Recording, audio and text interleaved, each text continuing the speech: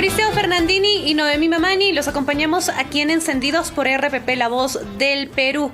Y como lo habíamos anunciado esta mañana, vamos a hablar sobre temas de salud, lo que sucede en nuestro país, el avance de las vacunaciones, cómo estamos en materia de salud frente a la pandemia de la COVID-19. Estamos ya en línea telefónica con el ministro de Salud, Óscar Ugarte. Ministro, buenos días, muchas gracias por esperarnos. Buenos días, Mauricio. Buenos días, Noemí. Muchas gracias por la invitación. A sus órdenes. Gracias a usted, ministro. Doctor. Sí. Sí. Tenemos 2.200.587 peruanos con 2 dosis ya y 3.715.319 con una dosis. Y es un día importante el de hoy porque empezamos a vacunar a personas con VIH y a pacientes oncológicos. Tengo entendido que en cuanto a VIH han optado por hacerlo en lugares donde ellos suelen recibir sus medicamentos, ¿no? Así es. Sí. Y queríamos orientar a ese sector de la población que tiene muchas preguntas que nos ha trasladado, dado que empieza en este momento su jornada de vacunación, ¿no? ¿Es a nivel nacional? ¿Solo se han centrado en pacientes con VIH en Lima?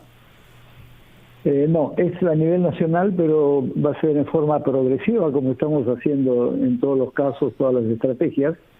Quisiera precisar, efectivamente, como bien has dicho, Mauricio, tenemos ya 2.200.000 personas con sus 2 vacunas completas y tenemos 5.915.906 dosis aplicadas. Estamos seguros que el día de hoy vamos a pasar ya los 6 millones y eso es importante porque nos permite ir avanzando hacia la meta por lo menos hasta julio, que es lo que nos corresponde como gobierno del presidente Sagasti. Y lo que tenemos en estas semanas que vienen fundamentalmente son las segundas dosis. Entonces esta cifra de 2.200.000 va a ir creciendo rápidamente día a día. Pero como bien has señalado, efectivamente, aparte de la vacunación por grupo etario, ¿no es cierto? Estamos de 60 a más y esperamos culminar, por lo menos en el caso de Lima y Callao, en las próximas 2 semanas y empezar a fin de mes, digamos, con los de 50 a más, aunque van a ir por fracciones, ¿no? Primero los de 88, 89, luego de 86, 87 y así. Te digo, aparte de esto, que es el grueso de la vacunación, ya desde hace semanas hemos venido vacunando a personas que tienen determinadas comorbilidades o, aunque no sean comorbilidades, condiciones excepcionales que les provee mayor riesgo. Es el caso de las gestantes, ¿cierto? Que hemos empezado el sábado pasado. No es una enfermedad, obviamente, el embarazo, pero la gestación genera baja defensas y por lo tanto un mayor riesgo de contaminación. Y esta semana estamos empezando, a partir de mañana, estos 2 grupos que ha mencionado bien Mauricio, que son los pacientes portadores de VIH, que es una población importante que hay que proteger, porque justamente la naturaleza de esta enfermedad es que elimina las defensas de las personas, ¿no es cierto? Y la expone a múltiples riesgos, y en este caso el riesgo mayor es el COVID-19.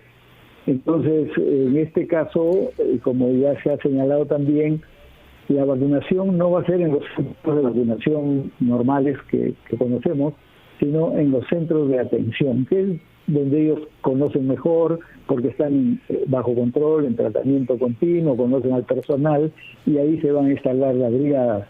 Igual, en el caso de los pacientes oncológicos, se van a vacunar en los centros donde ellos reciben su control, donde están plenamente identificados, se sabe cuál es su situación, el personal es mucho más familiarizado con ellos y por lo tanto ahí en forma progresiva se les va a ir aplicando la vacuna.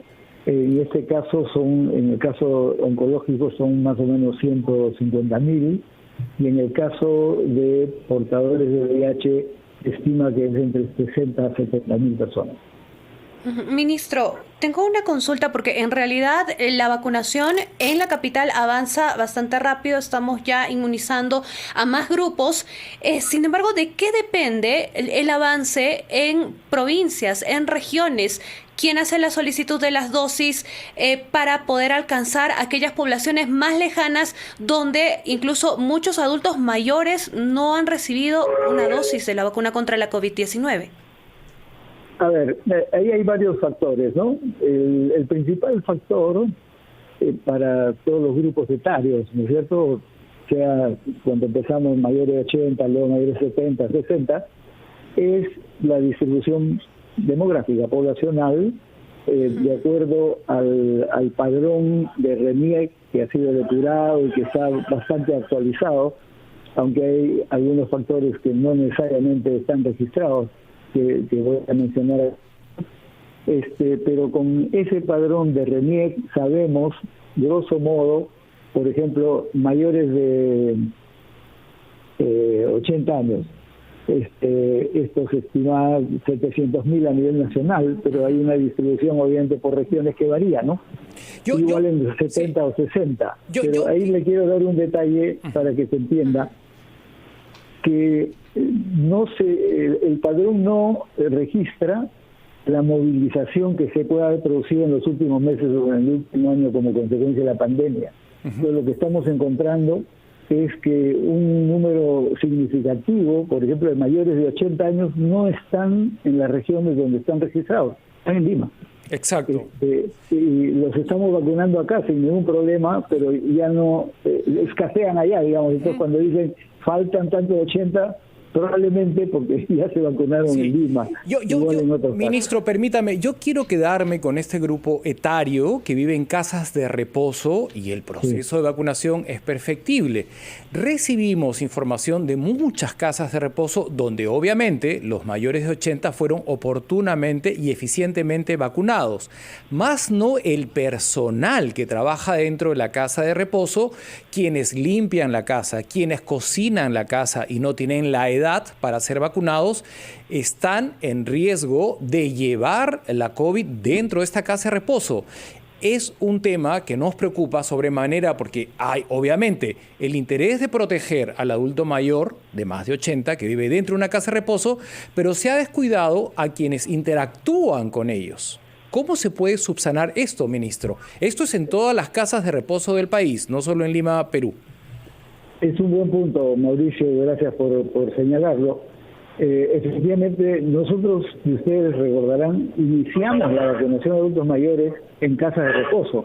Los primeros días. Canevaro, me acuerdo que fue. Exactamente, el propio presidente. Y ahí no hicimos el corte, primero los de 80, luego no, todos los adultos mayores que estaban en casa de reposo se les vacunó. Es cierto que hay estos otros dos grupos, digamos, el personal que los atiende, y eso se ha ido cubriendo en la medida que parte de ellos son personal de salud, y por lo tanto se incorporan como personal de salud, y si al principio no se vacunó, luego se ha ido cubriendo, y si todavía faltan algunos, no se preocupen, se van a vacunar. Igual los que atienden, digamos, el servicio de limpieza, esto también ha sido ya autorizado por la Comisión de Ética, que es la que nos asesora en general y también en particular en estas instituciones. Entonces, que no se preocupen, van a ser vacunados también como parte de este mismo proceso. Claro, el tema ha quedado absolutamente validado porque dentro de una casa de reposo hay gente que no trabaja en la posición de enfermera y de doctor, necesariamente ni geriatra ni enfermera que ya están vacunados por ser profesional de primera línea, sino hay en cocina una cantidad de personal impresionante, en limpieza otra, y ellos no tienen la edad para ir por la vacuna y no han sido vacunados y quedan expuestos estos adultos mayores que todos queremos proteger. La vacuna evita un desenlace grave de la enfermedad, pero no el contagio. Ojalá, ministro, se hagan las subsanaciones en este grupo etario. Hay otro tema que lo comprometo a tratar al volver de la pausa, ministro. Los estudiantes de medicina en todo el país del último año, las enfermeras jubiladas en plenitud de sus facultades, auxiliares de enfermería y personal afín, está dispuesto a incorporarse a las brigadas de vacunadores. Sabemos, y usted también lo puede detallar, que no es tan sencillo como tener la voluntad de querer incorporarte, que hay candados burocráticos, procedimientos, trabas, que en pandemia no sé si se podrán vencer y usted podrá hacer uso de este capital humano dispuesto a sumarse antes del 28 de julio para que la velocidad de vacunación sea mayor, ya que están acá las vacunas de COVAX y siguen llegando a muy buen ritmo las vacunas. Lo comprometo, ministro, a abordar este punto, ¿no?, de aumentar, ¿no?, los equipos de vacunadores con el capital humano que está dispuesto a sumarse luego de la pausa.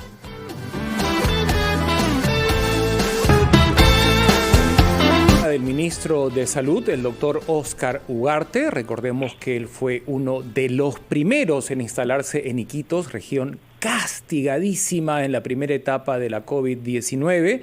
Se sumó al trabajo diario. Allí él dio positivo en una conversación con este formato, admitió que bajó la guardia, invitó a los peruanos a que nunca bajen la guardia. Él lo ha vivido en carne propia en una región tan castigada como la de Iquitos, ¿no? Y además se recuperó con una dieta especial, con un reposo y compartió todo su proceso de recuperación de COVID-19. Hoy le toca una tarea dificilísima. Al 28 de julio entrega la cartera y queremos, obviamente, dejar esto encaminado, ministro. Por eso le preguntaba la cantidad de estudiantes de medicina en todo el país del último año que se quieren incorporar, las enfermeras que están en plenitud de sus facultades retiradas en su casa que se quieren incorporar y la lista continúa, ¿no? Así es. ¿Qué tramas burocráticas encuentra usted dentro de nuestro marco legal que impiden que los equipos de vacunadores aumenten teniendo el capital humano? Dices una cosa muy cierta, Mauricio, en la medida en que ampliamos la población a vacunar, las condiciones obviamente son más exigentes. Necesitamos más centros de vacunación, necesitamos más brigadas de vacunadores, necesitamos personas vacunando y efectivamente ese es un reto creciente porque todo eso es una inversión, es un financiamiento. Nosotros hemos anunciado que hace 2 semanas se aprobó un decreto de urgencia que ha destinado 191 millones de soles justamente para ese fin, contratación de más personal, pagos adicionales, etcétera, porque estamos en un momento de incremento justamente de esa demanda y es obvio que hay que ampliar la oferta. Y cuanto más avancemos, tanto más exigentes van a ser esas condiciones. Entonces, efectivamente, las personas que tú señalas son personas que están en condiciones de incorporarse, algunas ya lo están haciendo, porque se está contratando nuevo personal y ese nuevo personal puede ser personal retirado, jubilado, como tú has mencionado. Si están en condiciones y se ofrecen a participar, encantado de la vida, y hay mecanismos como incorporarlas en que obviamente... Claro, porque, ministro, lo que nos interesa es que si se aprobó la partida económica, esta ya está reglamentada, hay que hablar con el trámite burocrático que todo esto implica, ¿no? Porque a veces dan la ley y no hay reglamento y se queda todo entrampado y estamos en transición, ministro. Dices bien, conoces bien, Mauricio, y me gusta mucho que pongas el punto ahí donde es necesario ponerlo. Porque efectivamente, después que se apruebe un decreto de urgencia, hay que dar las normas que permiten, ya esa partida tiene que desagregarse así en las regiones de acuerdo a las cantidades, y eso es resoluciones ministeriales que ya hemos firmado, y las autorizaciones para que el dinero se ejecute, digamos, ¿no?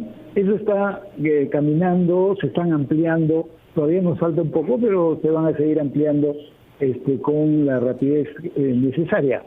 Pero ministro, pero no más allá de un tema de presupuesto, lo que piden también los estudiantes de medicina, estudiantes de enfermería y de otras especialidades son vacunas. ¿Se ha establecido vacunas para ellos? Para los que están más expuestos, que son particularmente los internos, los que están en los hospitales, eso ya se están vacunando es que justo ha coincidido, digamos, en el último mes, terminaron los internos que venían formándose desde el año pasado y han entrado nuevos. Los que estaban vacunados, los nuevos no estaban vacunados. Son más o menos algo así como 16.000 o 18.000, y todos ellos están siendo vacunados. El grueso, con toda seguridad, ya hay otros que se han incorporado recientemente y están siendo vacunados. Eso no es problema. Así como, por ejemplo, los nuevos residentes, es decir, el personal, profesionales que están entrando a especializarse, ¿no? El mecanismo cómo se especializa un intensivista, un neurólogo, etcétera, es cubrir plazas de residentado en los hospitales. Tenemos que garantizar que todos estén vacunados y eso también está en curso. Y hay todavía algunos remanentes de personal independiente, no sé, que trabajan, por ejemplo, odontólogos, algunos médicos que tienen su consultorio, y que faltaban. A todos ellos se les ha vacunado, ha quedado algunos, pero con los colegios profesionales estamos resolviendo. Entonces, la voluntad de ampliar es muy grande y estamos recibiendo ofertas de empresas, instituciones, de plegarse a este esfuerzo y encantados, ¿no? Es cuestión de coordinar en cada región y en cada espacio natural para ese fin. Muy bien. Muy bien, ministro, lo que está sucediendo en estos momentos en la región Arequipa es realmente dramático porque tenemos incremento de casos de muertes, los contagios están a la orden del día, 2 casos de la variante Delta y una determinación desde el Ejecutivo Nacional que se implementa a partir del lunes 21 de junio para un cerco epidemiológico que al parecer no ha sido consultado con las autoridades en Arequipa y existen voces desde Arequipa, de las mismas autoridades, que se oponen a la implementación de esta medida. Lo que es muy curioso, porque son las propias autoridades las que lo han solicitado. Lo han solicitado con una palabra que a veces no se entiende. Ellos decían cuarentena, pero cuarentena es mucho más drástica que las medidas que se han aprobado a nivel del Consejo de Ministros, porque recordemos lo que fue la cuarentena en Lima y el resto del país al inicio de la primera ola. Eso es cuarentena. Claro, pero después de este pedido se coordinó con la Gerencia Regional de Salud y en sí, ¿en qué consiste este cerco epidemiológico? A ver, el cerco epidemiológico hay que entenderlo en 2 niveles. Uno es el cerco en torno a los casos que se presentan, que se diagnostican. No solo la variante Delta, que hasta el momento solo se han encontrado 2 casos, lo que no quiere decir que no pueda haber otros casos y se está barriendo, digamos, no solo en Arequipa, sino como habíamos anunciado en las otras regiones del sur, Moquegua, Huatagna, Puno, Cusco. Pero la otra medida, y esto es parte de la evaluación de por qué Arequipa es un caso diferente al resto de la región, de las regiones, porque en todo el país la segunda ola está en decrecimiento. Se ha reducido bastante el número de nuevos casos de fallecidos, felizmente se ha reducido también, pero Arequipa es una situación diferente, es un repunte.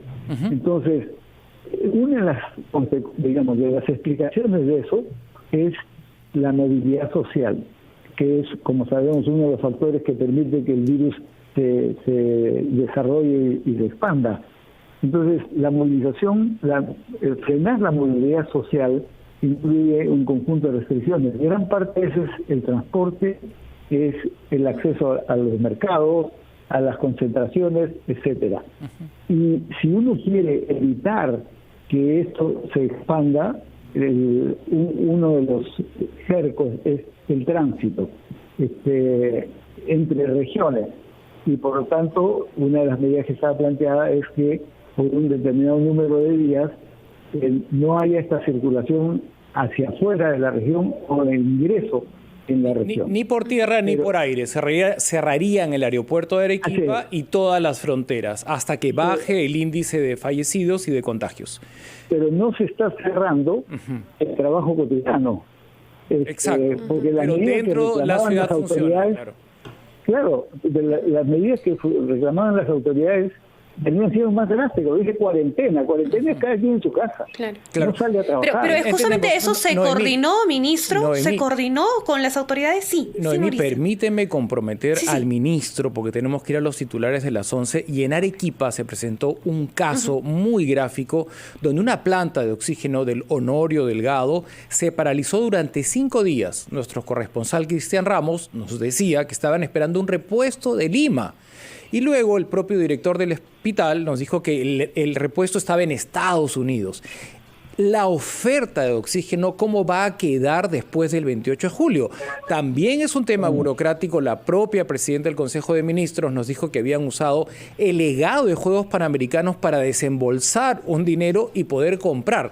No era tan sencillo resolverlo, pero sí me parece justo, conocedor usted de la demanda de oxígeno, ¿no? Claro. Que es mayor a la oferta, dejar resuelto ese tema.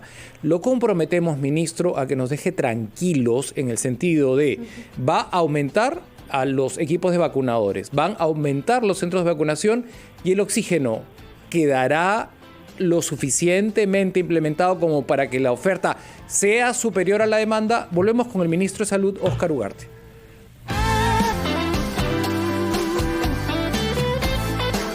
La única región del país donde la curva de fallecidos es ascendente es Arequipa. La única región donde los contagios van para arriba es Arequipa. Es realmente dramático lo que se está viviendo ahí. No en vano se han mandado médicos de salud, el ministro de Salud que está conversando con nosotros tiene mapeado todo lo que ocurre en Arequipa y no logramos cortar la cadena de contagios ni reducir el número de fallecidos. Explico esto porque fue muy dramático, ministro, constatar que una planta de oxígeno en plena crisis se malogró y tardó más de 5 días en repararse. El repuesto en principio estaba en Lima, luego en Estados Unidos, y fue bastante lenta otra vez la reacción de las autoridades con relación a la necesidad del ciudadano. El oxígeno que necesitamos los peruanos para salvar nuestra vida tiene que sobrar, tiene que ser abundante, no se pueden generar estas aglomeraciones o estos tráficos de oxígeno, porque hay el dinero para comprarlo, hay la infraestructura. Algunos presidentes regionales, como el de Madre de Dios, que es médico, logró importar su propia planta de Alemania y no tiene ningún problema de abastecimiento de oxígeno en su región. ¿En qué condiciones nos van a dejar las autoridades salientes con relación a la oferta de oxígeno? Sí, este es un punto capital sin duda, pero es un fenómeno dinámico, ¿no es cierto? Porque está dado por 2 factores. Uno, la demanda, que ha venido siendo creciente durante la segunda ola. A partir de enero la demanda fue casi vertical. Y de otro lado es la capacidad de oferta, y eso es empezando por la importación de oxígeno que se sigue haciendo hasta ahora, la donación. Sauder, la sociedad de minería, nos está donando oxígeno líquido, y eso todavía no culmina. Hay abastecimiento por ese lado, pero luego están las plantas de oxígeno. Al inicio de la pandemia solo habían 8 o 9 plantas en hospitales en el país. Hoy tenemos más de 200 plantas y seguimos avanzando. Esperamos dejar en 300 plantas de oxígeno a nivel nacional. Pero todo eso requiere gestión, sin duda requiere estar atentos para que no fallen las plantas y cuando fallen se repare de inmediato, sin duda. Pero la pregunta de fondo es ¿cómo estamos?, ¿no es cierto? Yo quiero recordar que a inicios de la segunda ola, la ministra Macetti anunció que había un déficit de 100 toneladas al día en el país. Efectivamente era cierto, pero entre febrero y marzo, que se expandió la segunda ola, ese déficit creció a 150 toneladas día. Eso es lo que había que cubrir con la importación, con las donaciones, con las plantas de oxígeno, etcétera. La situación ha ido cambiando sin duda, porque en la medida en que la curva ha ido decreciendo, y sobre todo en el momento en que estamos de disminución de la segunda ola, la demanda se ha reducido. Pero de otro lado, hemos crecido en plantas de oxígeno, hemos crecido en importación, en donaciones, y por lo tanto esta relación entre oferta y demanda ha cambiado radicalmente. Ya no tenemos déficit de oxígeno, ahora tenemos superávit de oxígeno. Y nuestro problema es otro: cómo lo almacenamos, cómo lo guardamos. Porque recordemos que nada de esto teníamos listo en el sistema de salud. Estamos aprendiendo y desarrollando capacidades. Se necesitan grandes isotanques, que es la única forma de guardar oxígeno en condiciones seguras para utilizarlo cuando se necesita. Y estamos comprando isotanques ahora justamente para que esa producción en adición se vaya guardando por si viene una tercera ola, ¿no es cierto? Que es lo que no se hizo la vez anterior y la segunda ola nos cogió, pero en la forma que nos cogió. Entonces, la situación sin duda es mejor a lo que estaba. Sin embargo, puede ser que en determinados puntos del país, en determinadas regiones, todavía haya el déficit y hay que cubrirlo. Eso es parte de lo que estamos mirando atentamente y estamos desarrollando un plan justamente en estas nuevas condiciones, pero además en el hipotético que más adelante pueda haber una tercera ola y nos demande mucho mayor cantidad de oxígeno. Todo eso lo vamos a entregar a las nuevas autoridades, sin duda. Esperemos que siga esta situación y que no tengamos ninguna variación adversa. Para eso es que convocamos a todos a seguir las normas, las pautas, que lo de Arequipa se vaya resolviendo y que a nivel nacional estemos en una mejor condición. Muy bien, ministro. El 3 de junio, la Casa Blanca anunció una donación importante de vacunas para países de América Latina, entre ellas Perú. 80 millones de dosis. En el caso de Perú, ¿se ha logrado concretar de pronto las conversaciones para lograr obtener estas donaciones? Sí, inmediatamente el país, por orientación del señor presidente Sagasti, ha hecho las gestiones, tanto de la Cancillería, por su lado, como el Ministerio de Salud ha enviado las comunicaciones vía la Embajada, y ha habido una relación directa con la Casa Blanca para este efecto. Eso está en buen camino. Todavía no estamos en condiciones de adelantar nada concreto, pero estamos con mucha expectativa de que esto funcione favorablemente. Hay dos tipos de vacuna que están ofertando y nos interesan, por supuesto, tanto la Pfizer como la Johnson & Johnson. Entonces, yo espero que esto termine bien y próximamente se pueda anunciar algo concreto alrededor de esa donación, que sin duda es muy importante al país y al resto de países, ¿no? Ministro, muchos pacientes que han pasado más de 20 días entubados necesitan rehabilitación, y en ese sentido también hay una demanda mayor a la oferta. Terminan lamentablemente vendiendo tickets de pollada para contratar fisioterapeutas privados y salvar su proceso de rehabilitación. El Estado ha sido ineficiente en el tema sanitario, y esto se arrastraba desde hace años. Por eso estamos tan concentrados, ministro, en atender la emergencia. Sin duda, eso nos tranquiliza saber que ustedes están dejando vacunas. La jornada de vacunación debería continuar como está diseñada. Pero ¿cómo vamos a reinventar nuestro servicio de salud para que nunca más ningún peruano se quede sin acceder a una cama, a una emergencia? No solamente en la COVID-19, eso pasaba en nuestra vida cotidiana, ministro. Un niño necesitaba ser operado de peritonitis y no había cama. Eso en Lima Capital, ni siquiera lo voy a llevar a situaciones de provincia. Entonces, los próximos 5 años, las lecciones que nos deja la COVID-19 es necesariamente ofrecerle al ciudadano un servicio de salud de calidad, eficiente. Sin duda.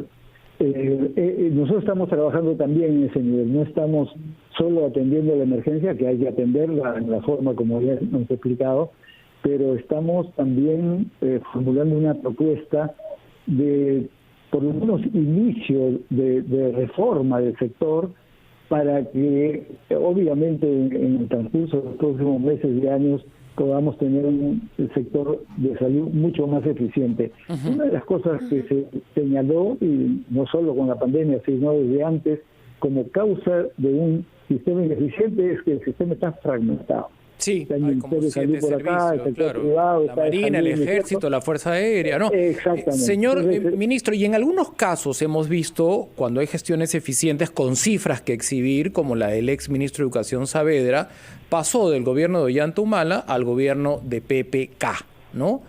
En su caso, que está haciendo un trabajo eficiente con las cifras que exhibe de vacunas compradas y peruanos vacunados, si recibe una propuesta de quedarse en la cartera, ¿usted se quedaría? bueno, eso no ha estado planteado, nadie lo ha planteado, no es algo que estamos pensando. Pero es algo que podría suceder porque ha pasado en un tiempo reciente en nuestra... Podría suceder y se analizará en su momento, ¿no? Pero lo más importante es dejar, como bien ha dicho Mauricio, las cosas caminando. Las personas pueden cambiar, pero si las políticas tienen continuidad, y eso es, creo, un bien escaso en el país, ¿no es cierto? Por lo general se cambian las políticas. Discúlpeme que lo interrumpa. Eso habíamos aprendido, por eso no se cortó la gestión de Saavedra y luego en el Congreso se la cortaron. Y también, en principio, el expresidente Vizcarra, ¿no?, con la ministra Macetti pasaron inicialmente al gobierno de Sagasti. Luego sabemos todos el triste desenlace en el caso de Macetti, pero en su caso usted dice que lo procesaría, en su momento lo pensaría. Lo que yo estoy absolutamente convencido, y eso es lo que voy a recomendar, es que los equipos que están operando, porque no es problema de personas individuales, ¿no es cierto? Los equipos deberían quedarse, porque cambiar los equipos sí generaría probablemente un bache importante. Pero refiriendo a las políticas, un aspecto fundamental es el de la articulación del sector. Se está trabajando una alternativa, además, y debo señalarlo, el ministro Waldo Mendoza está muy comprometido con estas modificaciones a nivel del sector salud, y se está pensando incluso en el financiamiento necesario, dejar al siguiente gobierno el financiamiento necesario para esas soluciones, tanto en lo que se refiere a la unificación del sector, en los términos que es factible hacerlo.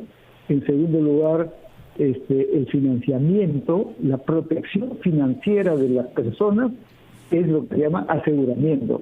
Y las últimas normas que se han dado es garantizar que todos tengan un seguro, pero a lo cual hay que seguir con un cierre de brechas. Necesitamos más recursos humanos, necesitamos más infraestructura, equipamiento, el tema del oxígeno. Entonces, es un conjunto de políticas que queremos dejar al siguiente gobierno, que tendrá toda la libertad de aceptarlas o no, pero creo que la experiencia que vamos teniendo nos orienta a poder aportar en ese sentido. Muchas gracias, ministro. Muy bien, ministro. Sí, Mauricio, si me permites, por favor, brevemente para finalizar, por favor, el sistema de octógonos, ministro, se aplica para los productos que se venden en el país. Sin embargo, aquellos que proceden del extranjero, muchos de ellos no lo tienen y podría generar una competencia desleal en el mercado. ¿Qué es lo que se va a plantear en ese sentido? Brevemente, por favor, para ya ir cerrando. Primero una corrección, no es cierto que no se aplique de manera integral, se está aplicando para productos importados o no los octógonos. Esa es la norma, el problema es otro, es el etiquetado, es decir, la pregunta es si eso tiene en el envase que está ya impreso en el envase, o si no está impreso se le pone una etiqueta, digamos, pero que dice lo mismo.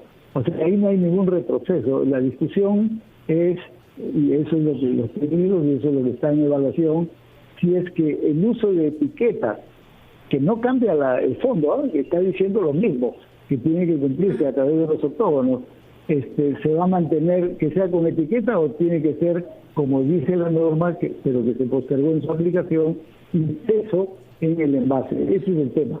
Pero lo que sí quiero decir, porque creo que es el mensaje principal, es que las políticas en ese sentido de alimentación saludable no van a tener ningún retroceso. Ni incluso cuando en los próximos meses, por lo menos desde la posición nuestra, se pase a niveles de exigencia mayor. Acuérdense que esta es una aplicación progresiva de estándares y en camino a incorporar los estándares de la Organización Mundial de la Salud. Y ahí tampoco debiera haber ningún retroceso, porque creo que lo que está por delante es la alimentación saludable para toda la población y particularmente para nuestra infancia. Gracias, ministro, nuevamente. Hasta una próxima oportunidad. Gracias a ustedes. Vamos a la pausa y volvemos con más en Encendidos.